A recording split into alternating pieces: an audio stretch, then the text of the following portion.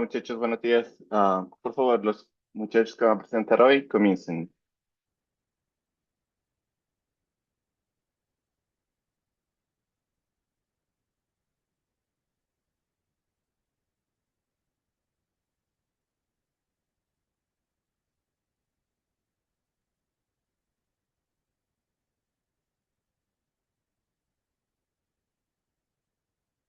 ¿Me escuchan? Hola Alejandro, sí, sí, ya te compartí una pantalla. Un segundo. Sí.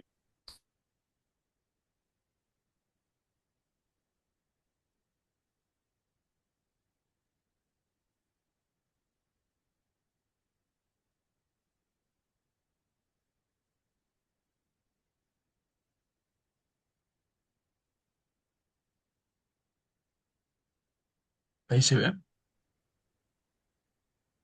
Sí. Sí,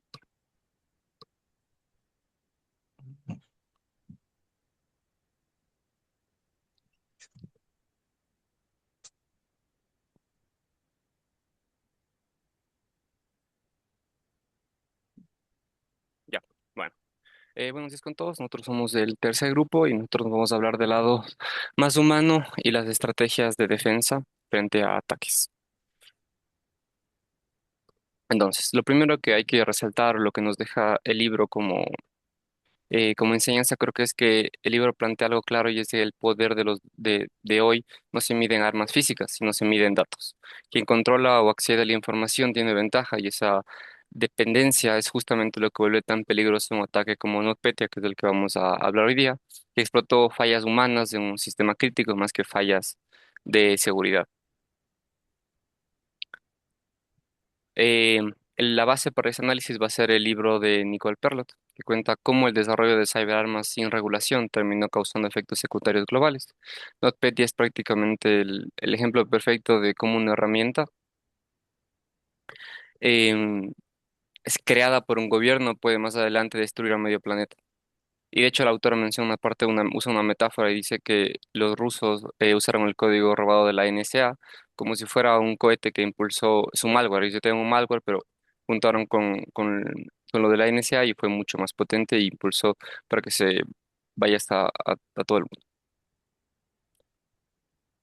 Entonces, primero, como introducción, cuando pensamos en ciberseguridad, pensamos en tecnología, pero en la práctica lo que abre la puerta a la mayoría de ataques son nuestras decisiones, son decisiones humanas, es postergar parches o confiar demasiado en un proveedor o no segmentar una red, por ejemplo.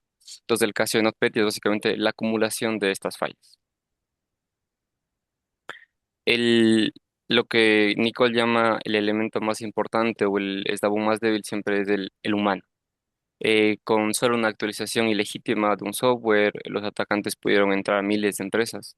Y aquí podemos ver un poco que la cultura de la seguridad es importante y se choca un poco con la cultura de la inmediatez, donde queremos que todo ya se actualice, todo sea rápido. Entonces, ese es un poco el problema. El segundo punto es la disparidad estructural. Los atacantes están muy bien financiados, pero la defensa casi nunca lo está. Esta desigualdad hace que las herramientas sean extremadamente avanzadas, como las que vimos en NotPetya, y terminen en manos equivocadas. Y, mm, y claro, siempre hay más, hay más dinero del lado ofensivo que defensivo. Pero bueno, para poder abordar, primero habrá que explorar un poco unos conceptos clave de los cuales nos habla Nicole para entender mejor. Entonces, el primero de ellos sería, ya lo mencioné en los otros grupos, así que no voy a ser muy repetitivo, pero primero sería Zero Day, que básicamente es una vulnerabilidad que nadie conoce. Son las armas más valiosas del mundo digital porque permiten entrar sin activar ninguna alarma, sin que nadie se entere ni tampoco sepa cómo arreglarlo. Y NotPetya usó dos exploits de ese tipo. Estos exploits eran Eternal Blue y Eternal Romance. Segundo, el mercado gris. Estos exploits se compran y se venden en mercados paralelos, como si fueran armas. Y el riesgo es que si un actor los roba o los revende o los redistribuye, como lo hizo el grupo Brokers, que fueron fue el grupo ruso que consiguió por parte de la NSA lo que usó los exploits. Entonces luego cualquiera puede lanzarlos. Y eso fue lo que permitió ataques globales como WannaCry y luego NotPetya posteriormente. Tercero, TTPs o las tácticas del atacante. Un TTP describe el paso a paso de un atacante, de cómo entra, cómo se mueve y cómo encuentra su objetivo o cómo ejecuta su objetivo. Y NotPetya tuvo una cadena muy clara de intrusión, movimiento lateral y destrucción. Tercero, la infraestructura crítica. Actualmente muchos sistemas, ya sea de salud, de energía, de logística, dependen de sistemas digitales. Entonces, si es que son frágiles, están mal administrados o están anticuados, son una pieza que puede fallar. Y en este caso fue un software tributario que fue el que abrió la puerta para que NotPetya entre y pueda afectar a todo un país. Y 13, los factores humanos. Más allá de lo técnico, lo que vemos es una acumulación de malas decisiones, parches sin aplicar, malas prácticas, dependencia de un solo proveedor, políticas equivocadas como ocultar vulnerabilidades en vez de reportarlas. Y de hecho la NSA en el libro habla de que ellos tienen una política llamada Novus, que era Nobody but us. Nadie más que nosotros puede usar esta vulnerabilidad, pero es a lo que al final sí terminó ocurriendo. Un grupo de Rusia lo obtuvo y pues luego pasó lo que pasó. Entonces, ahora sí vamos a pasar al caso de estudio ya NotPetya, que es considerado el ataque destructivo más grande registrado en la historia, no solo por la intención, sino por el efecto colateral global que generó. Entonces, primero un poco de contexto. Ucrania y Rusia estaban teniendo un poco de conflictos geopolíticos. Había un presidente prorruso que salió, luego de eso hubo una especie de revolución, se podría decir. Entonces, Ucrania llevaba años siendo lo que los investigadores llaman una cocina de pruebas, o Nicole lo mencionaba en el libro como un test kitchen. Antes de NotPetya ya le habían apagado la red eléctrica 2 veces y era el lugar ideal para probar una cyberarma sin consecuencias globales inmediatas, o eso es lo que pensaban, tal vez ni siquiera ellos imaginaban lo devastador que podía ser. Entonces, ¿cuál fue el paciente cero o cómo empezó todo esto? El ataque entró por una empresa pequeña llamada Linkos Group, que es la empresa que proveía o desarrollaba un sistema llamado M.E.Doc, que era un software contable que prácticamente todas las empresas ucranianas usaban. Los atacantes insertaron código malicioso dentro de una actualización oficial, mandaron esa actualización y con eso ya habían entrado a miles de computadoras. Luego la cadena del ataque. La cadena del ataque fue perfecta porque primero se accede mediante la actualización troyanizada, luego la ejecución inmediata y después la expansión automática usando exploits del NSA y al final la destrucción total. ¿Qué herramientas usaron? Usaron dos exploits. Eternal Blue y Eternal Romance, como ya les mencioné, que básicamente lo que hacen es moverse sin necesidad de contraseñas y aprovechan una falla que había en ese tiempo en Windows, que era el SMB. Eso es algo que la NSA tuvo que haber informado a Microsoft para que lo arregle, pero la NSA decidió no hacerlo y usarlo para su beneficio, aunque luego se les filtró. Pero básicamente es un sistema en el que Windows usa para compartir los archivos en la red. Em, Otra herramienta que usaron es Mimikatz. Mimikatz permitió que NotPetya robe credenciales directamente desde memoria. Esto significa que desde otra máquina podía conseguir las credenciales de una máquina que tal vez ya estaba parchada o que no tenía ninguna vulnerabilidad, pero ya consiguieron las credenciales, entonces igualmente podían entrar. Y también lo más importante es que no eran ransomware, aunque parecía una nota de rescate y de hecho pedían que les depositen en Bitcoin y ponían una cuenta y todo, en realidad era una fachada, no era para ganar dinero. Por diseño, los archivos no se podían recuperar, estaban diseñados para ser eliminados. Es una herramienta diseñada para destruir y borrar evidencia, no para lucrar. Luego, el impacto que tuvo en Ucrania. El impacto inicial fue inmediato: bancos paralizados, aeropuertos detenidos, sistemas gubernamentales caídos y hasta estaciones de monitoreo nuclear afectadas. Tuvieron que hacer mediciones a mano en las estaciones nucleares y un país entero quedó en pausa. Pero no solo se quedó en Ucrania, también tuvo un impacto global. Por ejemplo, en ese momento en Ucrania estaba ubicada una empresa llamada Maersk y el ataque salió de Ucrania y golpeó empresas gigantes. Y por ejemplo, Maersk tuvo que reinstalar manualmente más de 45.000 computadoras y casi 4.000 servidores. Literalmente reconstruyeron su red desde cero, pero para tener una idea, Maersk en ese momento manejaba casi el 20% de todo el comercio mundial y eso quedó paralizado. También tuvieron otras víctimas como FedEx, Mondelez, Pfizer, que perdieron cientos de miles de millones cada uno, aunque el objetivo era Ucrania, la propagación fue indiscriminada. A la máquina que logró acceder, logró destruirla. ¿Y el costo? ¿Cuánto costó esto? El costo fue de alrededor de 10.000 millones de dólares. Ningún país había visto antes un daño económico indirecto causado por un ataque de ciberseguridad tan grande como este. Y como un poco conclusión de este ataque en específico, se puede ver que las fallas humanas acumuladas. Fue por consecuencia de parches no aplicados, redes sin cementar, proveedores débiles y la idea equivocada de que una vulnerabilidad solo puede usada por quien la descubre. Fue un cúmulo o fue un caldo de cultivo para que pueda suceder esto.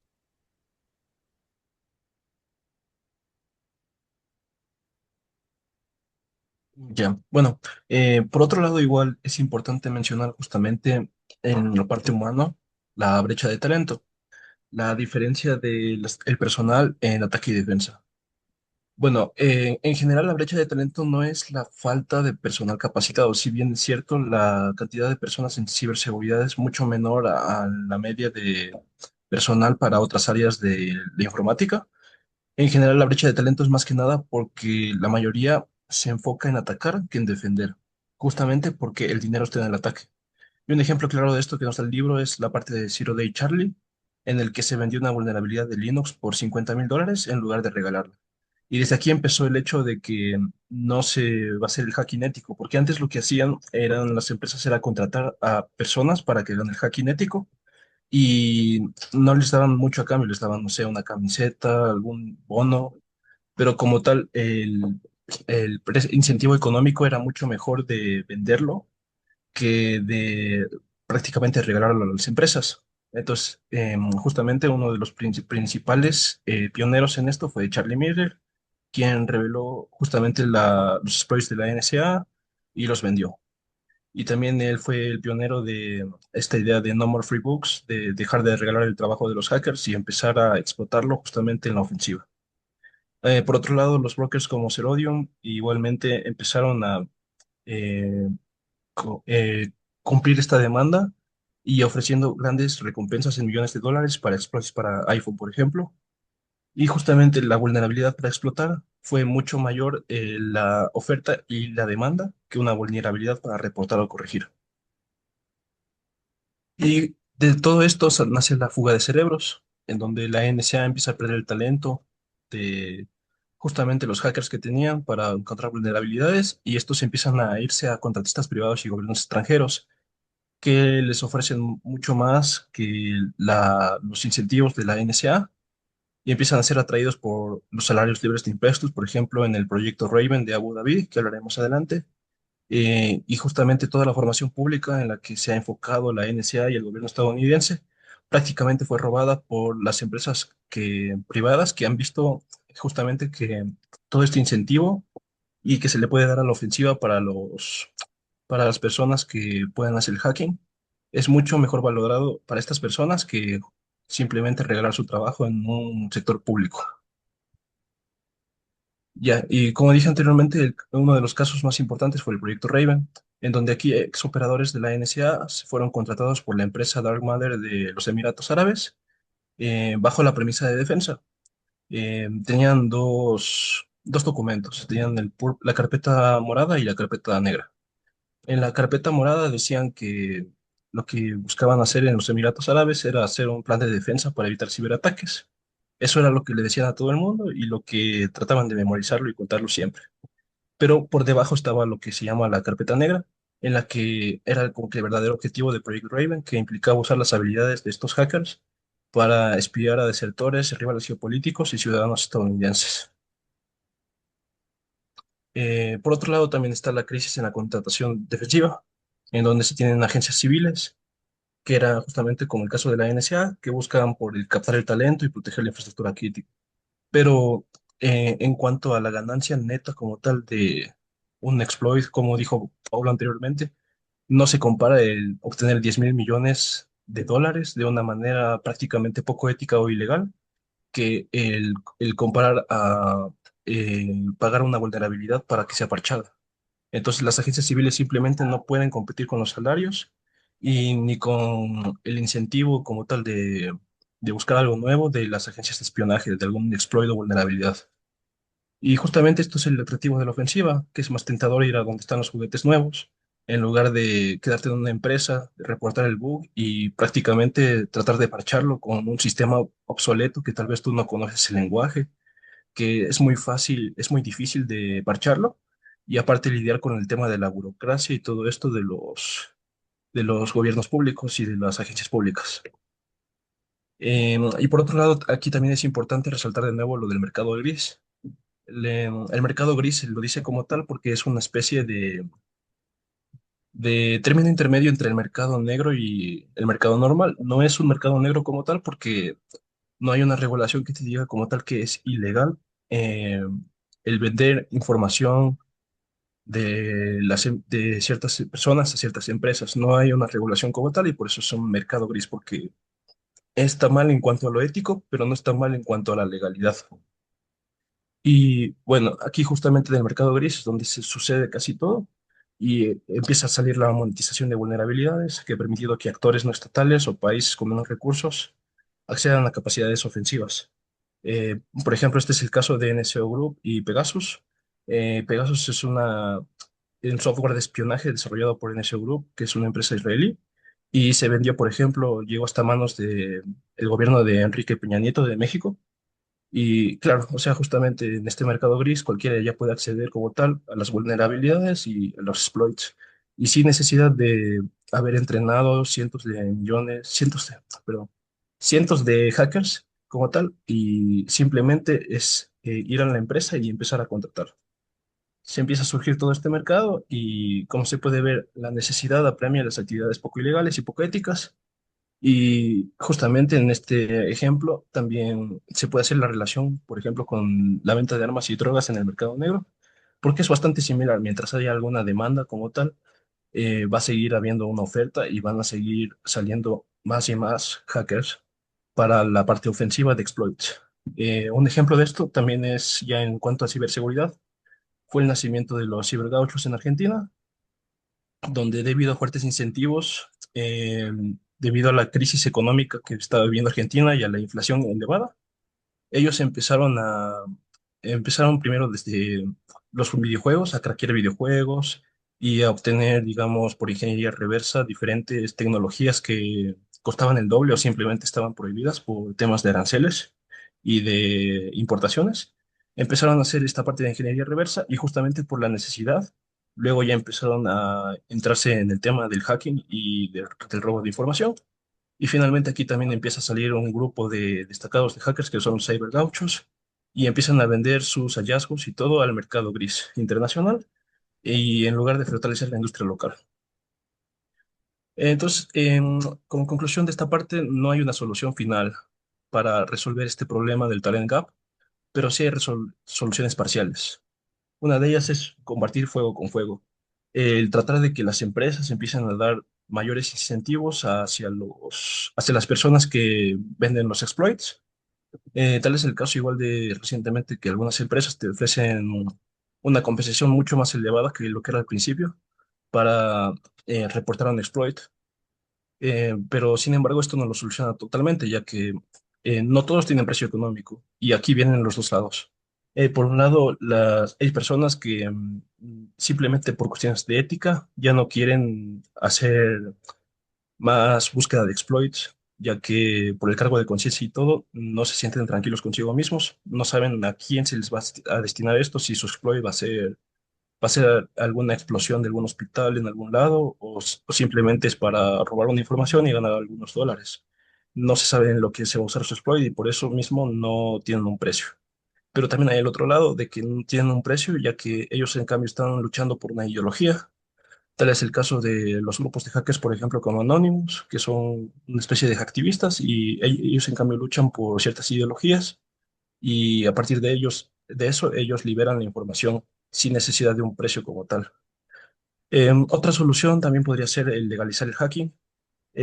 Esta sería una buena opción, ya que, por ejemplo, igual como el caso de las drogas, si es que se legalizan las drogas, todo el mercado gris o mercado negro se vuelve como tal un mercado normal y empieza a dejar de circular, digamos, por abajo todos este caso de vulnerabilidades y exploits.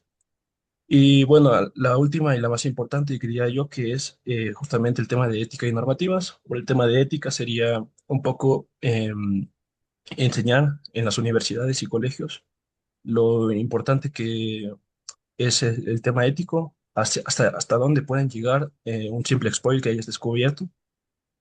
Por ejemplo, en el caso de NotPetya, ah, cómo perjudicó a un montón de personas y ahora con la guerra de Ucrania y Rusia, justamente también lo de haber influido.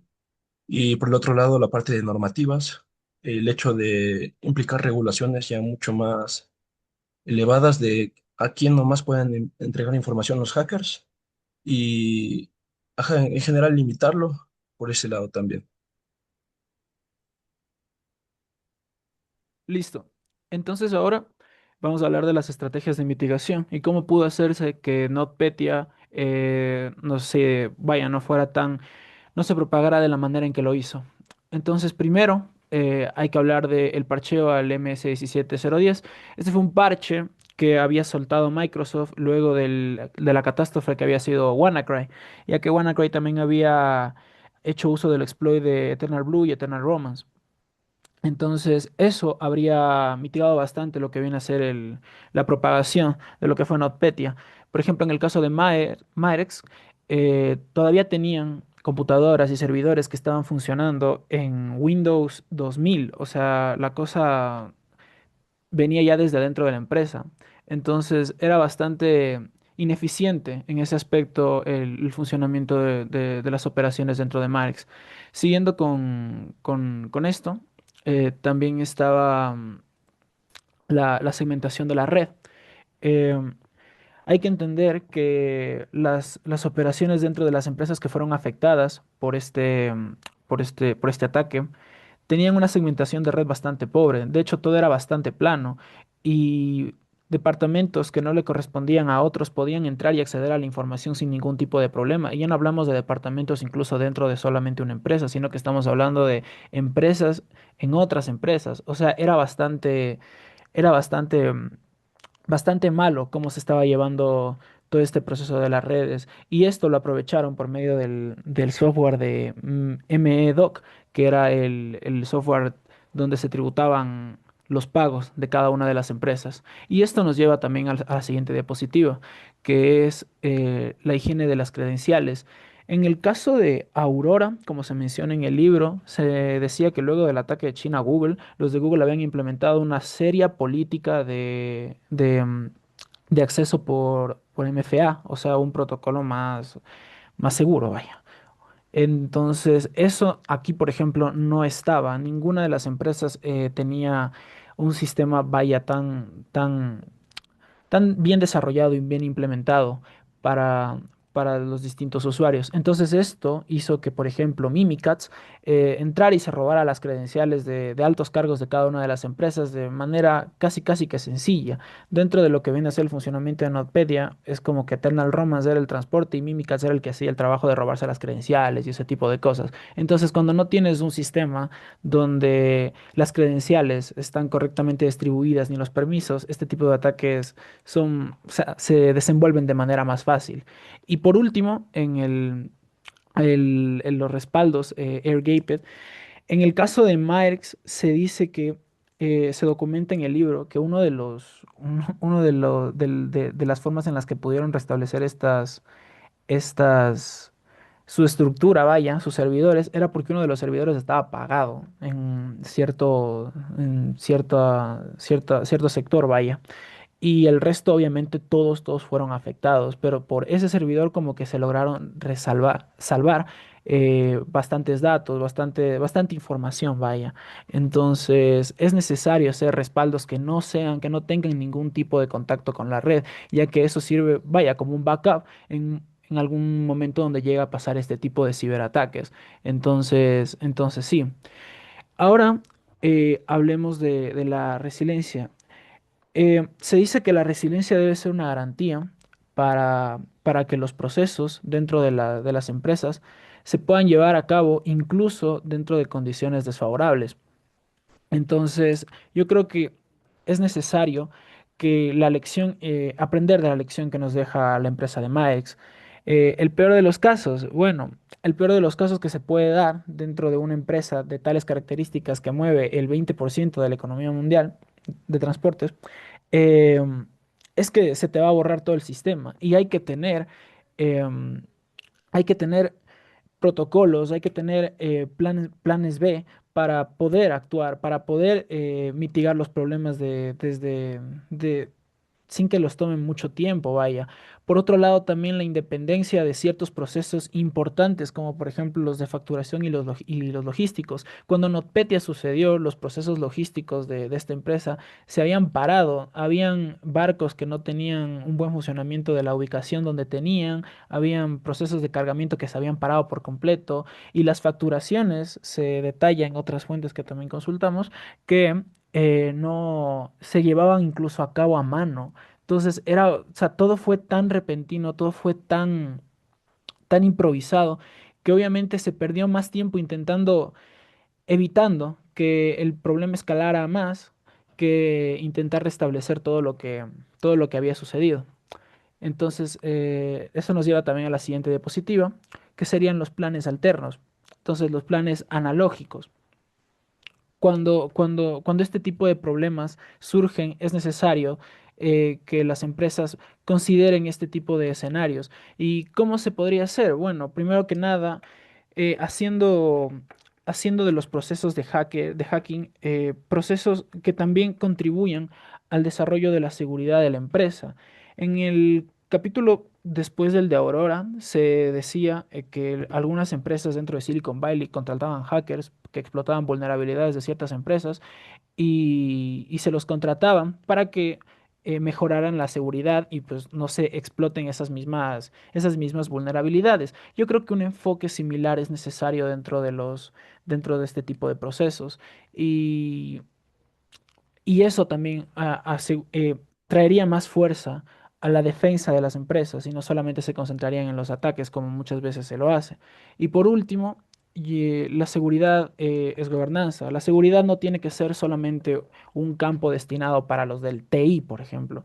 No, la seguridad tiene que ser completamente velada también por las cabezas más altas de una empresa, porque como ya se nos mostró con el caso de NotPetya, eh, algunos procesos, algunos problemas delicados entre gobiernos pueden desencadenar en daños colaterales en empresas privadas que, vaya, no tenían nada que ver con eso, pero que resultaron siendo bastante afectadas y eso desencadenó también en millones y millones de pérdidas. Entonces es necesario que dentro dentro de la gobernanza de una empresa, dentro de la gobernanza de una organización, la ciberseguridad sea tomada con la debida responsabilidad que merece y no sea solamente delegada a un departamento encargado de la informática, ya que como hemos visto, pues esto puede desencadenar en problemas bastante millonarios que pueden tener impacto en el futuro.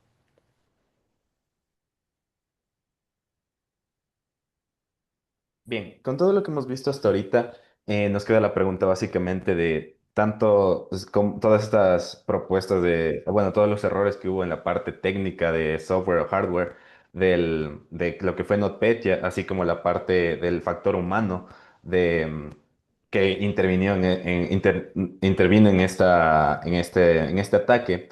¿Cuál es la prioridad defensiva crítica? ¿Qué sería en sí el factor más crítico que deberíamos priorizar para aumentar la defensa?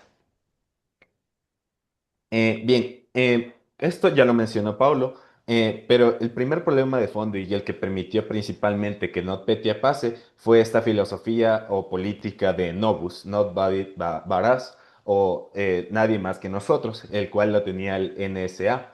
Y como pudimos ver en los primeros capítulos del libro, básicamente nos detalla que la NSA no solo descubría Zero Days y no los decía, bajo esta filosofía de que solo ellos podían haberlos descubiertos y por lo tanto nadie más podía haberlos descubiertos, sino que ellos también incentivaban a las empresas, quizás de una forma coercitiva, a tener este tipo de backdoors o vulnerabilidades bajo la lógica de que solo ellos podrían aprovecharlos. Sin embargo, cuando se les filtraron básicamente sus armas y bueno, se les desmanteló, por decirlo así, todas estas herramientas que ellos tenían para poder hacer este tipo de ataques, según ellos, pues se democratizó de cierta forma todo este tipo de armas. Y bueno, fue un ejemplo específico de esto, fue Eternal Blue, que fue ocupado en NotPetya, del cual no hubiera sido posible si es que la NSA no hubiera tenido esta filosofía y por tanto le hubiera dicho a Windows, a Microsoft, sobre esta vulnerabilidad y que la pudieran arreglar y la hubieran podido arreglar. Eso nos lleva, y bueno, viene de la mano con una reforma del BEP o Vulnerabilities Equities Process. Este es básicamente un mecanismo que tiene Estados Unidos para decidir qué hacer si es que, en el caso de que encuentren este tipo de vulnerabilidades.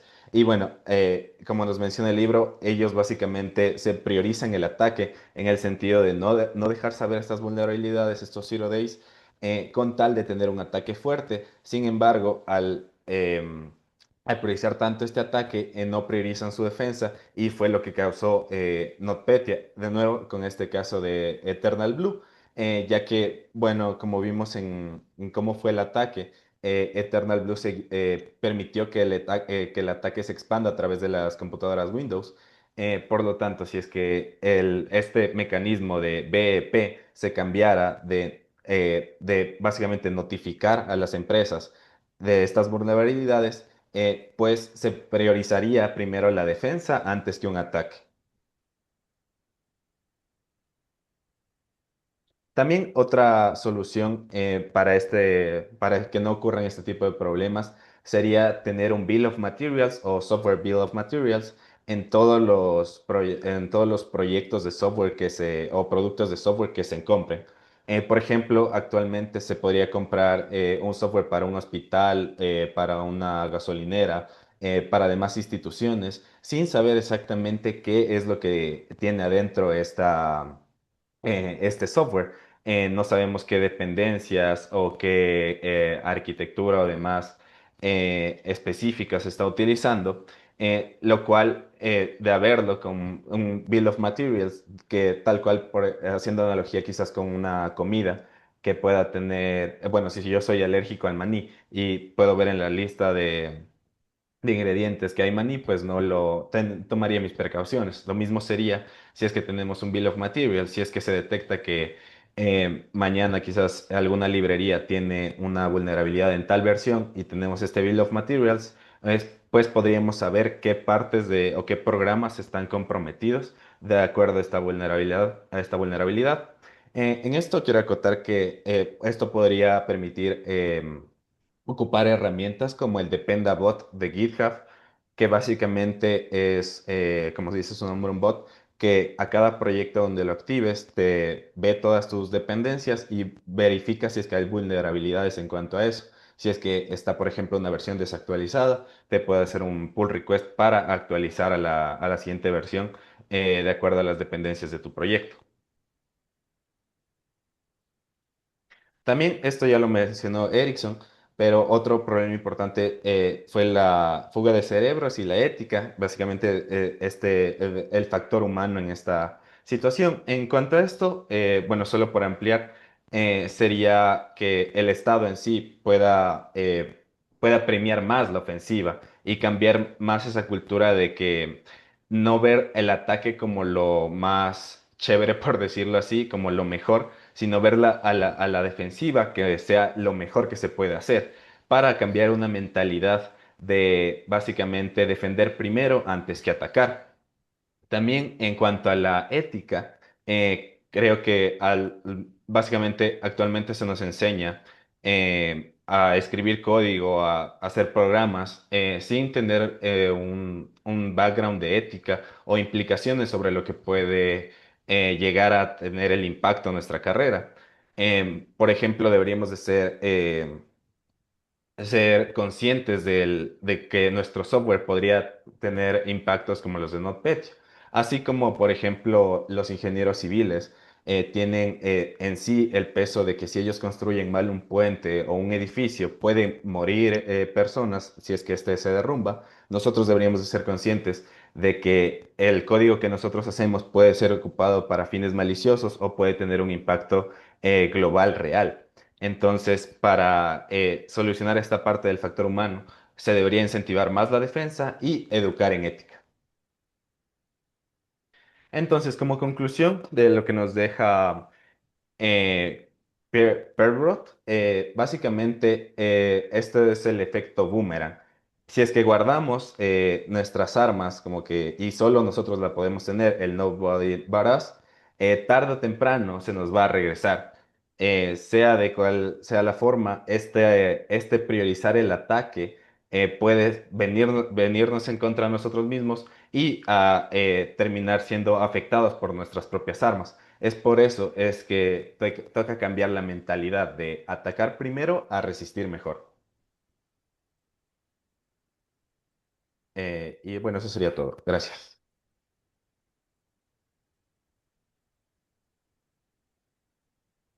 Ok, muy bien, muchachos. ¿Alguien tiene alguna pregunta para sus compañeros?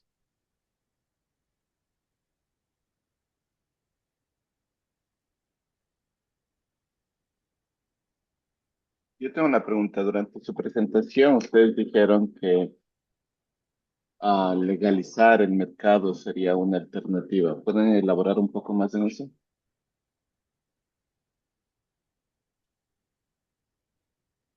Sí, claro. O sea, justamente haciendo la comparativa a los mercados de armas y drogas, el hecho de, por ejemplo, si es que es un mercado de drogas, el hecho de legalizar las drogas, evita que todo este tráfico y transacciones y todo esté ofuscado de alguna manera.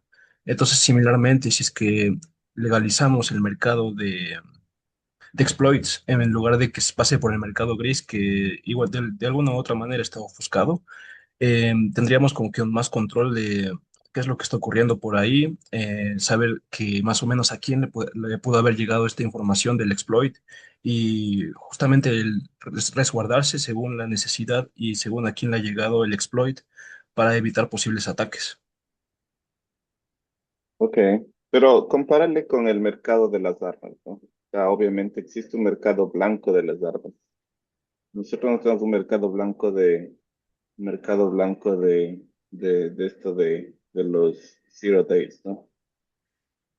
Igual el hecho de que hay un mercado blanco de armas no significa, no ha prevenido el acceso, por ejemplo, a grupos terroristas, ¿no? O sea, ellos no, obviamente no, no utilizan el mercado blanco. O sea, tal vez, pensadlo un poquito ahí. El mercado blanco se usa, ¿quién usa el mercado blanco de las armas? Países, ah, generalmente los países, ¿no? Obviamente en algunos países es legal que los ciudadanos tengan armas, entonces también los ciudadanos pueden usarlo, pero llega hasta ese punto. Y es bastante debatible, ¿no? En ese sentido, de que tener un mercado blanco en el cual tú puedes comercializar algo que, que potencialmente puede destruir la vida de alguien más es ah, algo ético, ¿no? O sea, es debatible, debatible. Pero, en fin, en este sentido, ah, ¿cómo creen ustedes viéndolo en esa perspectiva, cómo creen ustedes que podría ayudar o o cuál sería el impacto real de este tipo de mercado blanco de lo que es de Zero Days y de qué sé yo? Porque incluso podrías vender servicios de hacking, ¿no? O sea, obviamente todo eso se vende ahora en el dark web, pero Claro, o sea, ah, justo una idea del mercado blanco era también eh, esa destructura que hay de que se pague más de la ofensiva que defensiva, se podría arreglar un poco con esto, porque si hay un mercado regulado en donde se pueden vender y comprar, ya no van a tener la necesidad en muchos hackers de querer venderse al lado malo, por así decir, sino van a ser recompensados por Microsoft, por Google con precios más justos. ¿Por qué? Porque primero va a ser transparente quién lo descubrió, quién se vendió, en dónde está, entonces como que se puede tener más control sobre eso y se elimina un poco, si es que deja de haber un mercado negro como tal, se eliminaría un poco la iniciativa o el querer ganar dinero porque ahí se vende más caro, porque ahí puedo explotarlo de alguna manera y sacar rédito económico. pero Microsoft y Google ya pagan a gente por hacer esto, ¿no? Y sí consultaron lo que son los bounty programs. De la última vez que chequeé, eh, mm, Apple está pagando como más de $100,000 dependiendo de la vulnerabilidad que encuentres, ¿no? Si encuentras una vulnerabilidad, creo que era una vulnerabilidad para el iPhone, valía como $100,000, ¿no? O sea, y que obviamente en el mercado negro, no lo niego, va a costar más en ese sentido, pero O sea, y existe algo así, o sea, que las Sí, o sea, compañías igual quieren. en el libro, perdón que te interrumpa, igual sí menciona algo del mercado blanco. Hay alguien, no me acuerdo el nombre ahorita, era algo como John Waters, algo así era, que es el fundador de iDefense, que es, digamos que, una iniciativa de mercado blanco en donde es más eficiente y maduro y es justo donde se trata esto como más abiertamente. Entonces, como que de alguna manera ya se ha intentado, o en el libro menos mencionaba eso. Sí, pero en fin, ok, entonces ahí es lo único que más o menos les cuestiono de su análisis, lo del mercado blanco. Finalmente, o sea, el tema de las drogas también, sí, o sea, ahí se reduce un poco, ¿no? O sea, tampoco es que la legalización de las drogas no necesariamente es una solución, ¿no? Ah, por ejemplo, ¿no? Les doy un ejemplo, o sea, ok, gente puede ahora comprar, en Ecuador creo que todavía no es legal, pero acá se puede comprar marihuana legalmente. Pero el problema ya no es la marihuana, el problema es las fentanilo, ¿no? O sea, la gente ahora, de lo que yo entiendo, las fentaminas cuestan que una dosis para un día entero cuesta como $5 en la calle, en el mercado negro. O sea, es algo muy, muy barato de producir. Y, y yo no soy un experto en drogas, pero de lo que entiendo es los efectos de las fentaminas son bastante fuertes, ¿no? Equivalentes no sé si equivalentes, pero tan fuertes como de otras drogas mucho más caras, ¿no? Como la cocaína y ese tipo de cosas. Entonces también, o sea, hay un mercado blanco, pero el mercado negro también ha crecido un montón.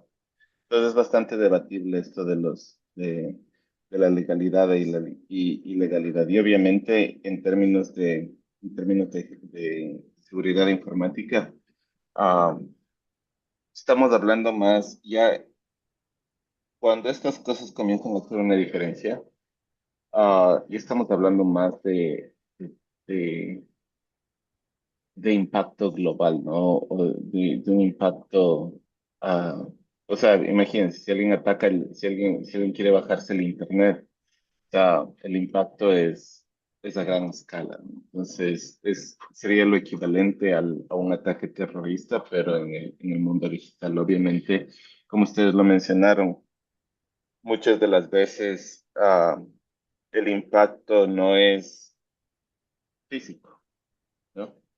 Por lo que usted decía, ¿no? Se cae un puente porque un ingeniero civil falló. No es del mismo impacto a que se cayó el DNS de Google por 2 horas. En términos de vidas, ¿no? Y es también discutible porque si es que eso impactó un hospital, tal vez estemos hablando de otra cosa, ¿no? Pero en fin, o sea, sí hay como al menos todavía hay una distinción en eso entre el mundo digital y el mundo físico, aunque esa distinción se está volviendo cada vez más pequeña, porque muchas de las cosas, muchas, muchas de las cosas que usamos en nuestra vida diaria ahora están controladas digitalmente y tienen una dependencia bastante alta en el mundo digital, ¿no? Pero en fin, va por ahí. ¿Alguna otra pregunta, algún otro comentario para sus compañeros?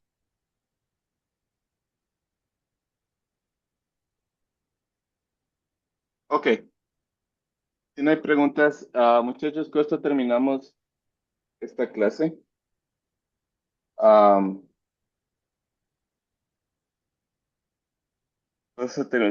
por favor, envíen los reportes finales de sus proyectos. No se olviden de incluir las calificaciones para sus compañeros, ¿no? O sea, todos tienen que enviar. Si es que ustedes no ven su calificación final, es por eso, ¿no? Y quizás les daré un recuerdo por mensaje, pero si es que ustedes no ven su calificación final, es porque todavía no me han enviado lo del proyecto, ¿no? No se olviden de hacer eso. La otra cosa es, como conclusión de esta clase, en mi opinión, esta clase, para mí, o sea, es técnica, es una clase técnica, pero también es bastante filosófica. En términos, sí, o sea, la seguridad. en la última presentación nos decían, la seguridad no solo debería depender de, de los profesionales que trabajan con computadoras. Totalmente, totalmente, ¿no? Todos, nosotros somos, ustedes como usuarios, ustedes más que profesionales son usuarios, ¿no? En su vida ustedes van a usar más cosas de las cuales ustedes van a trabajar ¿no es cierto? Entonces, como usuarios, ustedes son responsables de su privacidad. Como usuarios, ustedes son responsables del tipo de información que está expuesta, ¿no es cierto? De cómo protegen sus passwords, etcétera, etcétera. Todo eso, o sea, como usuarios, ¿no? Y depende mucho de ustedes mantener esos estándares. Si ustedes tienen un estándar alto de cómo manejar sus cosas, ¿no?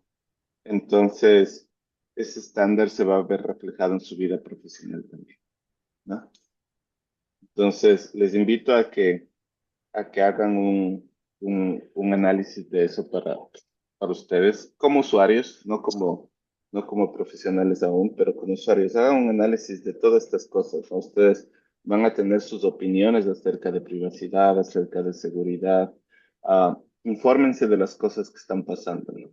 Ah, Infórmense de los costos de la seguridad. Esta clase es interesante porque la mayoría de cosas que nosotros estamos aprendiendo, quizás ya no van a ser válidas en 6 meses, en un año, ¿no? O sea, es, nosotros aquí aprendemos básicamente cosas que ya pasaron, ataques, por ejemplo, web security, ¿no? Nosotros aprendemos de ataques del pasado y aprendemos a reconocer esos ataques, pero obviamente la mayoría de ataques que nosotros aprendemos aquí ya no son válidos, no son válidos, ya han sido mitigados, ya son un buen ejercicio académico, ¿no?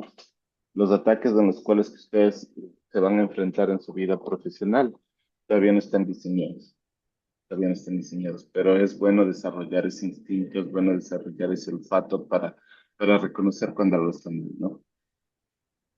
Y obviamente esto de la seguridad requiere bastante atención, bastante atención a los detalles.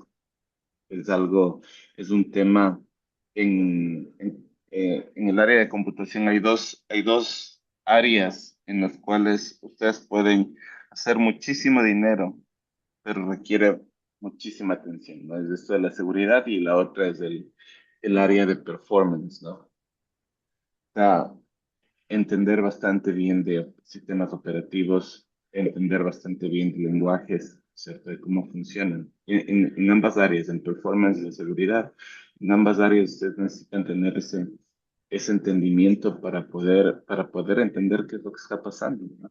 En un ataque, cuando ustedes están bajo ataque, van a tener que hacer un debugging bastante profundo para entender las raíces o las cosas las cosas que los atacantes ya han implementado. En ese libro ustedes leyeron del nivel de detalles y el nivel de complejidad que se toma para poder desplegar un ataque complejo. Entonces hay muchísimas de esas cosas. De igual manera, en performance es lo mismo, ¿no? Es lo mismo, ustedes deben entender bastante bien cómo funciona el sistema operativo, cómo funciona el hardware, cómo funcionan los lenguajes, para entender si es que ustedes están usando los artefactos más eficientes que los diferentes sistemas los tienen, ¿no? Tienen a veces por facilidad de tiempo o a veces porque confiamos demasiado en la inteligencia artificial, terminamos usando primitivas o artefactos bastante ineficientes que, eh, que terminan impactando en la latencia o en el bandwidth de nuestro sistema, ¿no?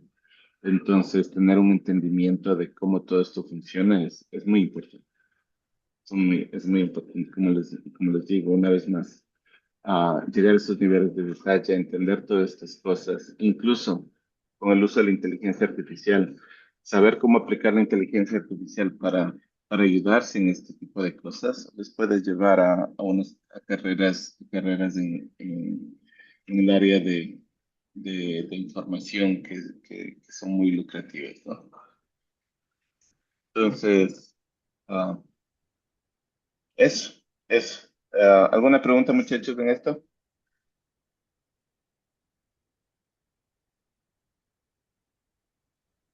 Ok, si no hay preguntas, vamos a hablar un poquito del examen final. Ok, el examen final va desde el tema de hashing, ¿cierto?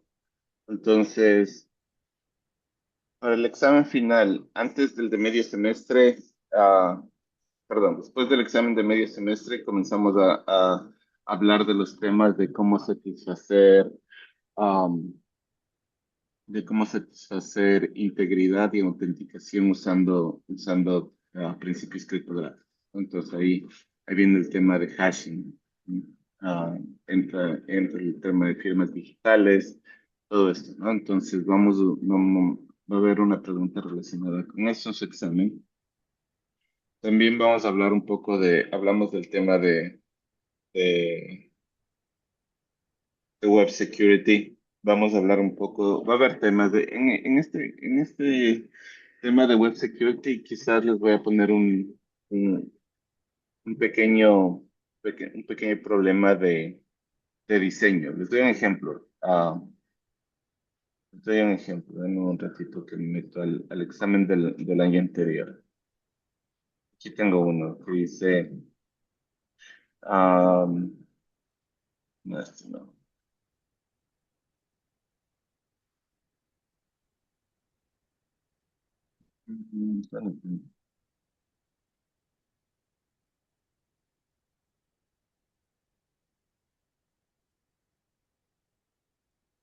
No, no, no, no estoy haciendo.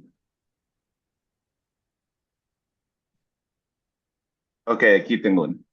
Si, por ejemplo, ustedes trabajan en Web Development y se les pide que ustedes están trabajando para un restaurante, se les pide que diseñen una aplicación para hacer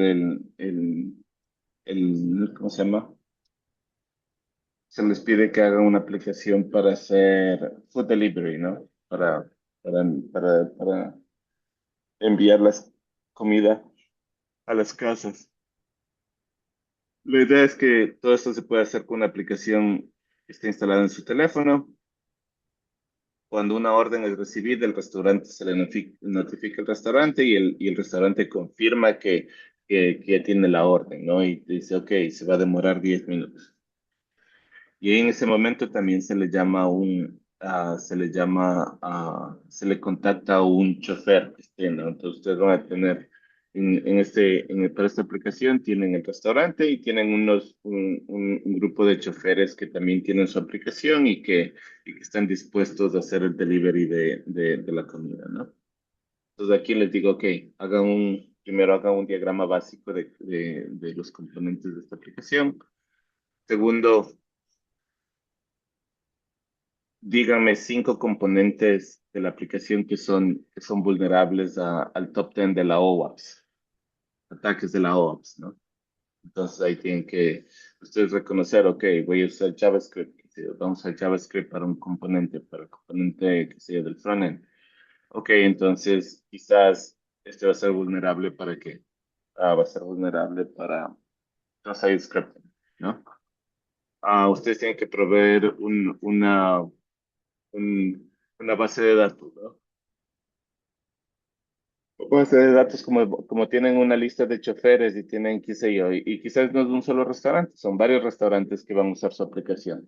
Entonces, en ese caso, lo que va a pasar es van a necesitar una base de datos, ¿no es cierto? Entonces, si tienen una base de datos, entonces tal vez pueden ser vulnerables para injection, es SQL, non-SQL, lo que sea, ¿no? Pero ya injection se convierte en una de esas. Y así, ustedes hacen un análisis de los posibles componentes que pueden ser vulnerables a ataques que están en el OWASP Top 10, ¿no?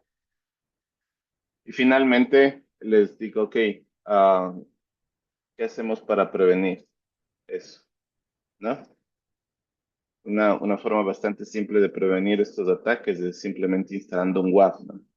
y eso creo que ya ustedes lo hicieron en su deber. Entonces ahí simplemente le ponen un web enfrente de la aplicación y yo ya no me preocuparía. Otra forma es también asegurarse de de que hagan input validation y este tipo de cosas, ¿no? Para que todas las vulnerabilidades que ustedes especificaron sean, por ejemplo, SQL injection, cuando ustedes hacen input validation, ya no sirve, ¿no? SQL injection ah, ya deja de funcionar en ese caso. Entonces, más o menos una pregunta si van a tener una pregunta de diseño. Van a tener en temas de ataques en contra de aplicaciones web. Les voy a preguntar más o menos que me expliquen cómo hacer, ¿no? Las cosas, qué sé yo. Si tengo, si quiero implementar un ataque de SQL injection, ¿cuáles son los pasos para implementar ese ataque? ¿No? Si tengo que implementar un ataque de cross-site scripting, ¿cuáles son los pasos primero para identificar el ataque, ¿no? ¿Qué tengo que hacer para identificar ese ataque y qué tengo que hacer para prevenir? O sí, para prevenir. O para, no, perdón, para desplegarlo, ¿no? Entonces, cosas así. En temas de privacidad, quizás también en este caso, en el de la aplicación, les puedo decir, ¿saben qué? Quiero que haga un análisis de toda la información privada que ustedes necesitan almacenar de qué sé yo, de choferes, de clientes, y escríbanme los terms of service, los términos de servicio para que ustedes le digan a los usuarios, ok, esta es la información que nosotros nos vamos a quedar de ustedes, ¿no? Entonces también puede ir por ahí.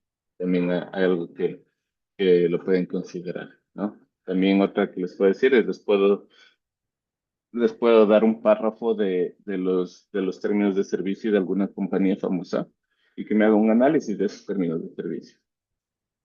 Y en este caso ya viene más un análisis crítico, ¿no? O sea, de más o menos basado en lo que hemos estudiado en clase para más o menos ver, analizar su entendimiento y cuáles serían las mejores prácticas o qué serían las cosas que deberíamos cambiar para para que esos términos de servicio o esas políticas de privacidad que estamos proponiendo sean mejores, ¿no? Entonces va por ahí. ¿Qué más? En el término de la inteligencia artificial, también podría, de nuevo, estas son preguntas bastante teóricas, ¿no? Más de razonamiento, que les voy a pedir más cosas de su opinión, ¿no? Más de su opinión, de su entendimiento de lo que hemos discutido. O sea, no, aquí las preguntas van a ser abiertas, no estoy buscando por una, eh, preguntas bastante rígidas que tengan una sola respuesta. Entonces va a haber preguntas también relacionadas con inteligencia artificial, de igual manera, qué sé yo, hablando de privacidad o de los riesgos, por ejemplo, de cuáles son los riesgos de seguridad en ciertos casos. Y eso, y va por ahí, va por ahí. ¿Alguna pregunta, muchachos? Sí, Alejandro, la prueba quedaría para el 17 a las 12 del día, ¿no es cierto? Eso creo que dice el horario, ¿no? ¿Ya vimos eso? Sí, Ajá. dice el horario, dice, nosotros estamos martes y jueves de 8:30 a 10, ¿no es cierto? ¿Dónde está? Ok, sí, es el 17 de 12 a 2 de la tarde. Ya.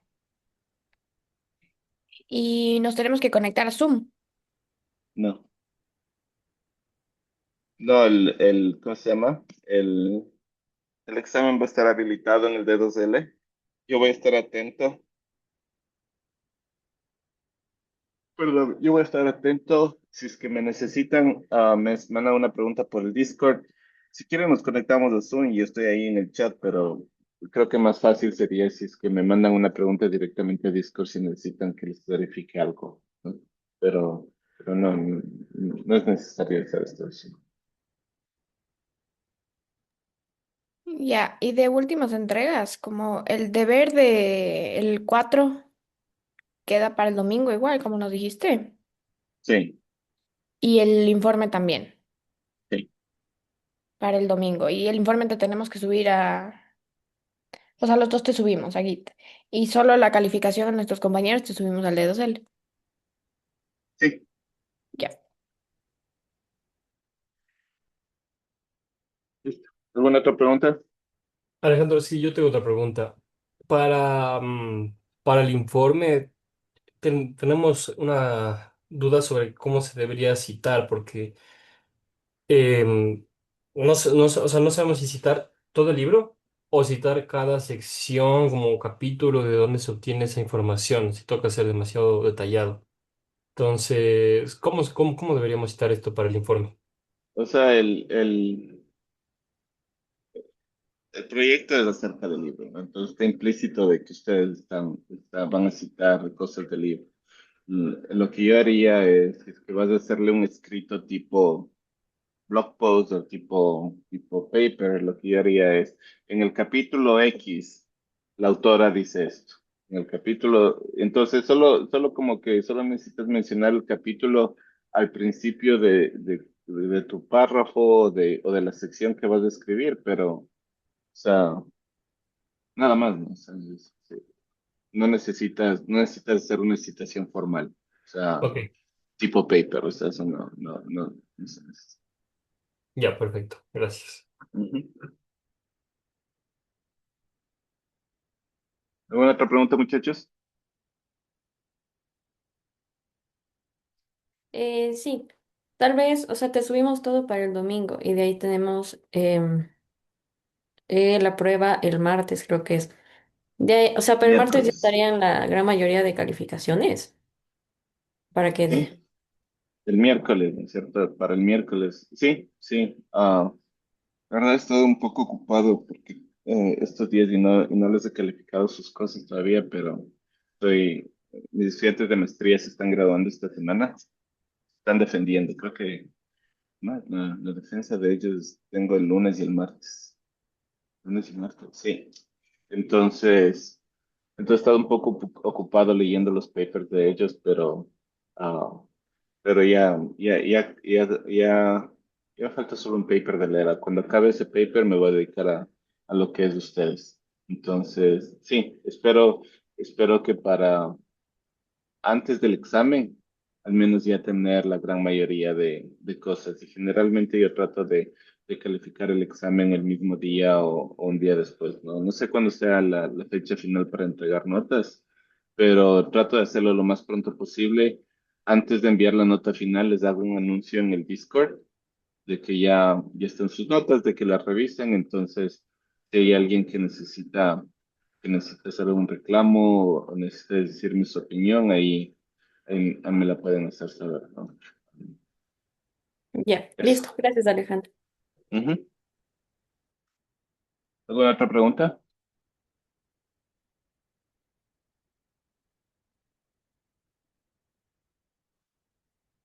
Ok. Si no hay preguntas, muchachos, les dejo que se vayan 12 minutos antes de la clase. Entonces, mucha suerte. De aquí ya no les veo. Así que mucha suerte en todo.